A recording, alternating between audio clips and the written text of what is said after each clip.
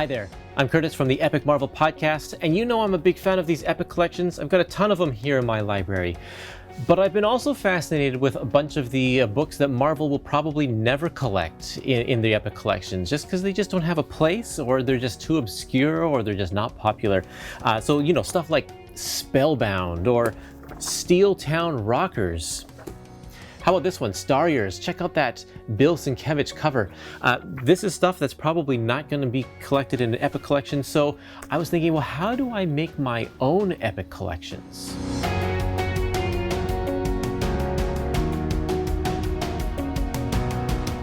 So I went to YouTube and I checked out how to make a book. And, you know, because if you're going to make your own Epic Collections, you got to know how to make a book. Sure, there are companies that I could send my comics away to and they could do it for me. But I thought, you know, why not give it a try myself? So I took a couple of series that I don't think are ever going to be collected, and I decided to make my own Epic Collection. So check out this. I've made my own Epic Collections. Copied the format, the spines. They're hardcover because making paperback collections is not as easy, but it doesn't matter. Once they're on the shelf, they look super good next to all of the other Epic Collections that are there. So what I'm going to do in these series of videos is I'm going to go through and tell you how to make your own hardcover comic book collections. And you can call them Epic Collections if you want, or you can put your own dust jacket on them, design it however you want. But for the sake of what we're doing here, I'm going to say how to make your own Epic Collections.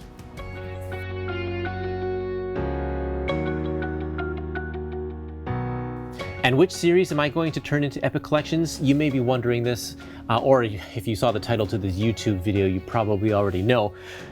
I am fascinated with a lot of the licensed material that Marvel put out in the 80s and 90s. That's the stuff that's never going to be reprinted because they'd have to get the licensing deal back. They'd have to pay a lot of money to license these characters all over again. So, you know, ROM is the obvious choice, but I'm not going to do ROM. Micronauts is another obvious choice, but you know what? I think I'm going to leave Micronauts for another time. My main interest here is the stuff that Marvel produced for kids, you know, like the Ewoks comics and Fraggle Rock and that kind of stuff, under the Star Comics brand. And they did many Star Comics through the 80s and the early 90s, and eventually they dropped the Star brand altogether and just put it under Marvel. But I'm thinking of, you know, stuff like Ren and Stimpy or Mighty Mouse. Even Barbie could have a couple of collections. I even have these 3 issues of Earthworm Jim, but apparently they're worth a whole lot of money, so I probably shouldn't destroy them trying to turn them into my own custom-made books. Nope, the comic that I've chosen for my new set of custom-made Epic Collections is none other than ALF.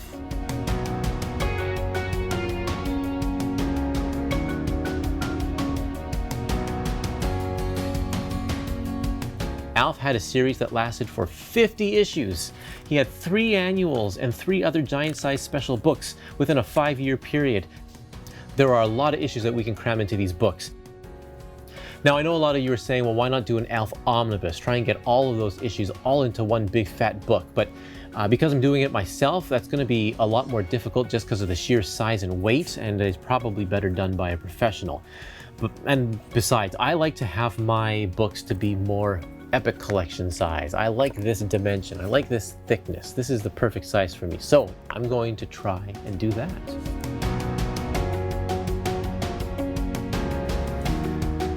This is going to be a series of videos, and this one's going to be the first. And it's not really going to cover how to make the book themselves. What we're going to do is just get ourselves organized and see what's what. You can't see it right now, but I've got them kind of laid out on the floor here. I'm going to put all of the ALF comics in order. Now, believe me, there actually is an order. ALF had continuity in the comics, so the placement of the annuals and the placement of the giant-size specials is actually a little bit important. It's not terribly important, but they do have callbacks to older issues, and future issues do refer back to stuff that happened in the annual. So the placement, if you're really, really picky about this stuff, is actually kind of important.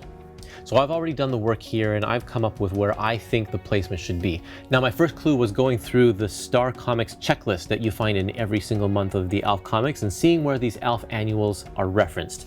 And from there I check the surrounding issues just to make sure that if there are any references, I'm making note of that, and I look through the annuals and the giant size specials to make sure that any references are noted there too, and then I can put them in order. Now, like I said, I like to have my books to be epic sized. Now, this newsprint, old-fashioned newsprint, is much thicker than the kind of paper that they use in the modern epic collections. So we're not going to get as many comics fitting in one volume as we are as an epic collection. These epic collections typically have about 20 issues. We're probably going to only be able to fit about 11 or 12 to get the same thickness. That means we're going to break down the ALF Epic Collection into 6 volumes with roughly 11 to 12 issues each.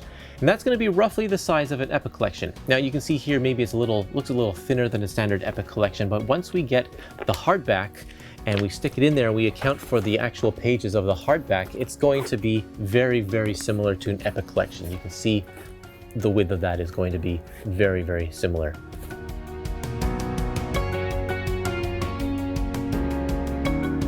So, in case you are following along and you also want to destroy your collection of ALF comics by making your own custom epic collections, then here's how I've laid out the issues.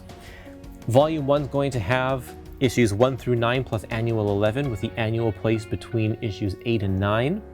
Volume 2 is going to be issues 10 to 17, with the holiday special number 1 placed between issues 13 and 14. Volume 3 is going to be issues 18 to 23, with this supersized spring special at the very front and the ALF Annual number 2 between issues 19 and 20. Volume 4 is going to be issue 24 to 31 with the holiday special number 2 placed between issues 24 and 25.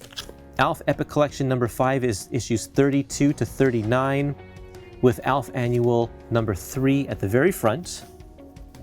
And ALF Epic Collection Volume 6 is going to be just issues 40 to 50.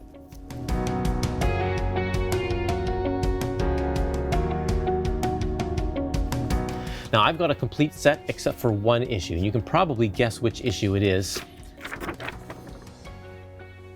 ALF number 48. The infamous ALF number 48, where ALF is doing something inappropriate to a seal on the cover. It's become a big joke in the comic community, and so speculators have jumped on it, calling it a special rare issue or whatever, and the price has jumped. You can't pay like less than $100 for this issue. So I don't have this one, and there's no way I'm paying $100 just so that I can chop it up to put it in one of these books.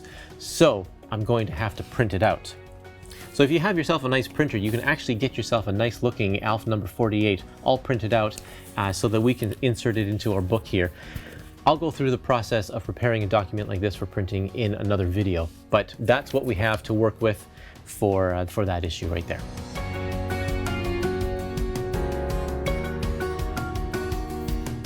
So that's all we're going to cover in this video today. Next time, I will take you through the process of making some title pages and the table of contents for each one of these volumes that you can include in your book. Thanks for tuning in, everybody. I hope that you have chosen what you want to make into your very own epic collections or just custom bound books. It doesn't have to be ALF, it can be anything you want. You can just follow along with me as I go through this process and apply it to what you're doing as well. So thanks for tuning in, and we'll see you in the next video. Bye.